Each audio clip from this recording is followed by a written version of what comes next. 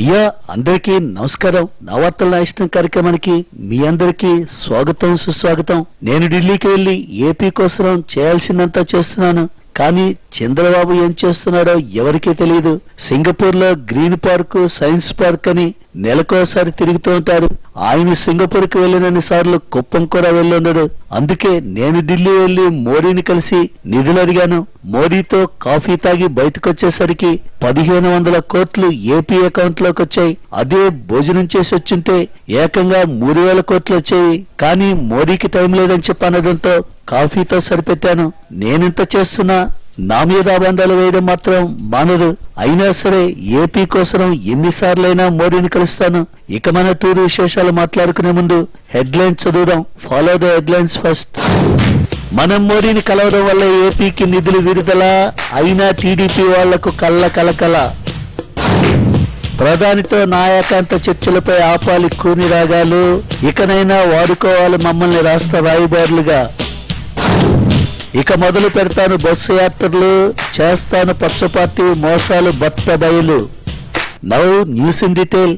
ఏపీకి నిధుల కటకటుందని మనందరికీ తెలిసిందే.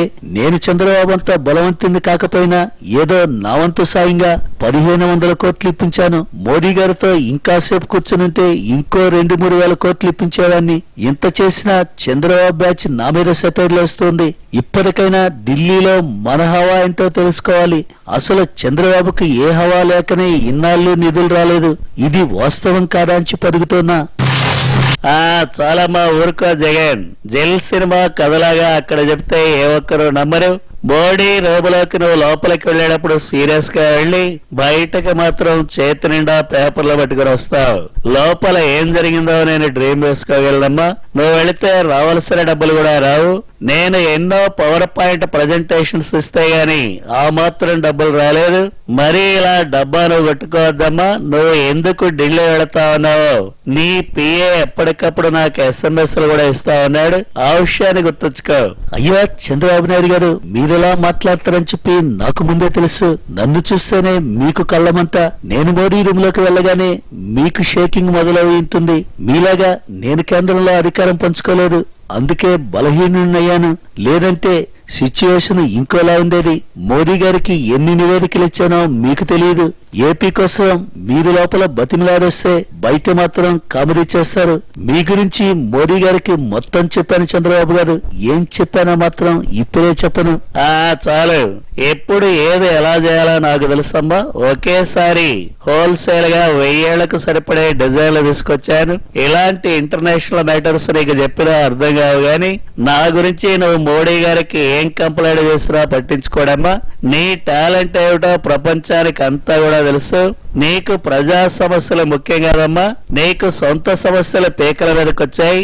నేను జనం కోసం టూర్లు వేస్తా ఉంటే నువ్వు మాత్రం నీ కేసుల గురించి కాళ్ళ వేళ్ళ పడతా ఉన్నావని మోడీ గారి పిఏ కూడా మా కంబంపాడికి SMS ఇచ్చాడు. నువ్వు గట్టిగా మోడీ కాళ్ళను పట్టేసుకుంటే విడిపించడానికి సెక్యూరిటీ వాళ్ళని కూడా పిలిపించారంట. ఆ విషయం కూడా నాకు తెలుసామా. అయ్యా ఏమిటైనా జగను, మేమేదో నానా తంటాలు పడి నెలల తరబడి మోడీ గారి చెవిలో ఇల్లు కట్టుకుని మరి పోరి కొంత శాంక్షన్ చేస్తే ఆ క్రెడిట్ అంతా నీ అకౌంట్ లో వేసుకుంటా ఉన్నావు. ఏమిటైనా అసలు 1500 కోట్లు ఇప్పించడానికి నా తల ప్రాణం తోక్కొచ్చిందంటే నమ్ము. ఆ జైట్లీ గారు ఇసుక బస్తాల నుండి ఇనుప ముక్కల వరకు లెక్కేసి ఈ అంకె తీశాడు నాయన. మా బుర్ర అసలు మేమే గోక్కలేక వస్తా ఉంటే నువ్వు వచ్చి వినతులు అని చెప్పి ఇంకేదో అని చెప్పి కన్ఫ్యూజ్ చేయొద్దు. ఏపీ పాలిటిక్స్ తో మా మోడీ గారికి కోపం తెప్పించద్దు నాయన. తెలుగు వాళ్ళు అనగానే మోడీ గారు నా ముఖాన్నే చూస్తా ఉన్నారు. నేను ఎటు దూరాలో తెలియక నానా ఇబ్బందులు పడతా ఉన్నా. That is very clear. దయచేసి ఆ విషయాన్ని గుర్తుంచుకుంటే మంచిది. అధికారి వెంకయ్యనాయుడు గారు, రాష్ట్రం గురించి నేను నిద్రాహారాలు మాని ఆలోచిస్తూ ఉన్నాను. మోడీ గారి అపాయింట్మెంట్ రాగానే వాలిపోయాను. మా సోమయాజులు గారు గత కొన్ని నెలలుగా కసరత్తు చేసి రాసిచ్చిన వినతి పత్రాలని మోడీ గారు చాలా శ్రద్ధగా చదివారు. ఇది వాస్తవం కాదా అని పరుగుతున్నా. ఏదో ఒకట్లైనా ఆయన ఇంతకీ లోపల కాఫీ ఎలా ఉందో ఏమిటో చెప్పలేదు. బ్రూ కాఫీనా నెస్ కాఫీనా ఏది తాగినా సరే బయటకొచ్చి మాత్రం టీవీ కెమెరాల ముందు డికాషన్ బాగా కలుపుతావు. మేం చేయాల్సినవన్నీ చేస్తావు నాయన. ఏం డిజైన్ చేయడం లేదని చెప్పి ఇప్పటికే చాలా మంది గురువుగా ఉన్నారు. మర్చిపోయిన వాళ్ళకు గుర్తు చేసి ఇబ్బంది పెట్టద్దు. That is very clear. దయచేసి ఆ విషయాన్ని గుర్తుంచుకుంటే మంచిది. ఈ పెద్దోళ్ళు ఉన్నారే వీళ్ళెప్పుడు ఇంతే. ఈ వెంకయ్యనాయుడు గారు అయితే మన క్రెడిట్ చూసి నొచ్చుకుంటున్నారు. అందుకే ఇప్పుడు ఒక కాఫీ బ్రేక్ తీసుకున్నాం. Take a break.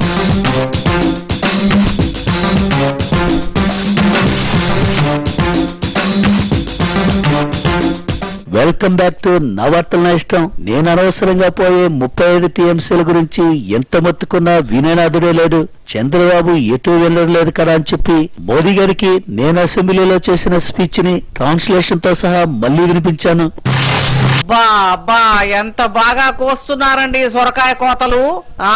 ఇక్కడ ఈడీ అటాచ్మెంట్ స్టార్ట్ కాగానే ఢిల్లీ వెళ్తారు, బయటకు వచ్చి మాత్రం జనం కోసమే అన్నట్టుగా షో చేస్తారు. బాగుందండి మీ వరస. ఎవరిని మోసం చేద్దామని చెప్తున్నారు అసలు? మా చంద్రబాబు గారు రాష్ట్రం కోసం సింగపూర్ లో నీళ్లనక నిప్పులనక పార్కులు అంట తిరిగి డిజైన్ తీసుకొస్తే ఇక్కడ కూర్చుని నా వార్తలు అంటూ నవ్విస్తారా? టీడీపీ బీజేపీ క్రెడిట్ ను పైసా ఖర్చు లేకుండా కొట్టేస్తారా? అమ్మా నన్నపనేని గారు, మీ కామెడీ ముందు నా కామెడీ డోస్ ఎంత చెప్పండి. నేను ఢిల్లీ వెళ్ళాకే రాజధాని నిర్మాణానికి నిధులొచ్చాయి. కావాలంటే చెప్పండి, మోడీ గారిని ఇంకాస్త బతిమలారైనా సరే మరో విడతలో డబ్బులు ఇప్పిస్తాను. ఇదిగో మా బాబు గారు ఏది చేసినా దానికి వంకలు పెట్టడం కాదు, మీరేం చేశారన్నది చెప్పండి. ఏమైనా అంటే అన్నింటికి సహకరిస్తాము అంటారు. మీరు సహకరించకపోయినప్పటికీ మా బాబు గారు ఫస్ట్ డిజైన్ తీసుకురానే వచ్చారు. ఆ డిజైన్ చూసేగా మీ కళ్ళు మరింత మండుతున్నాయి. నమస్కారం అండి జగన్ గారు. మరి ప్రతిపక్షానికి తెలియకుండా డిజైన్ ఆమోదిస్తే ఆ పేపర్ చిరిగిపోవాల్సిందేనండి. మరి మనం అంటే వీళ్ళకు అస్సలు లెక్క లేకుండా పోయింది. వాళ్లకు నచ్చినట్లు వాళ్ళు చేసుకుంటున్నారు. రాజధాని మీద నిర్ణయం తీసుకునే ముందు మనల్ని కూడా ఇన్వాల్వ్ చేయాల్సిందేనండి. లేదంటే మరి నా నోటికి చేతికి కాలికి మళ్ళీ పని చెప్తానండి. సార్, మీరు అనవసరంగా అసెంబ్లీలో సారీ చెప్పారు గాని లేకపోతేనా ఆ టీడీపీ బొగోళ్ళ పంచలుడేలాగా తరిమి కొట్టేదాన్ని. అవును రోజమ్మా, కరెక్ట్ పాయింట్ చెప్పావు. నెక్స్ట్ టైం సారీ అనే పదాన్ని మన వైసీపీ డిక్షనరీ నుంచే తీసేద్దాం. చంద్రబాబు పిలవకపోయినా సరే మనం కూడా ఒక డిజైన్ గీసి మరీ ఇద్దాం. వెనక్కి జగన్ సార్ వాడే మేము 6 నెలలే 60 మందితో డిజైన్ చేస్తే నీవు డైరెక్ట్ గా డిజైన్ గీస్తావా? ఇది రొంబ కష్టమప్ప. మేము చాలా ప్రణాళికలతో ఏది ఎక్కడ పోడిసే వాళ్ళ గీసి పెట్టామే. నీవు సీపుగా 1 గంటలోనే గీసి పారేస్తానంటే మా సింగపూర్ ఇంజనీర్లు సిగ్గుపడతారప్ప. మేము గీసిన బొమ్మ న్యూయార్క్ డల్లాస్ మాదిరి కంటే ఇంకా రొంబ నల్లా ఇరుకే. అయ్యా అయ్యంగారు, యూట్యూబ్ లో కొడితే 100 డిజైన్లు వస్తాయి. దీనికే మా చంద్రబాబు 1200 కోట్లు ఫీజు ఇచ్చాడంటే నాకు నమ్మబుద్ధి కావట్లేదు. అదే నేనైతే డెడ్ చీప్ గా గీసిచ్చేవాడిని. సిడ్నీని యాజ్టీజ్ గా దించేస్తాను. ఎలక్షన్ రిజల్ట్ రాకముందే మా మైసూరున చేయించిన డిజైన్ రెడీగా ఉంది. అది కావాలంటే ఫ్రీగా ఇస్తాను. మీకు కావాలంటే చెప్పండి. నమస్కారం జగన్ గారు. చంద్రబాబు గారు ముందు నాకు చూపించాకే డిజైన్ ఓకే చేస్తా అన్నాడు. నేను కాదంటే దాన్ని సింపేసి కొత్తది కూడా ఇస్తా అన్నాడు. మరి నువ్వు ఉన్నావు రాజధాని వద్దంటున్నావు, భూములు వద్దంటున్నావు, ఆఖరికి ప్రాజెక్టులు కడుతున్నా సరే వేస్ట్ అంటున్నావు. ఏంటి బాబు ఇది? ఎట్టి జగనిద్ది, మేము ఇక్కడ ప్రజా మంచిగా దినాలు చేస్తూ ఉంటే మరి నువ్వు బీజేపీ వాళ్ళని కలుస్తావేంటి?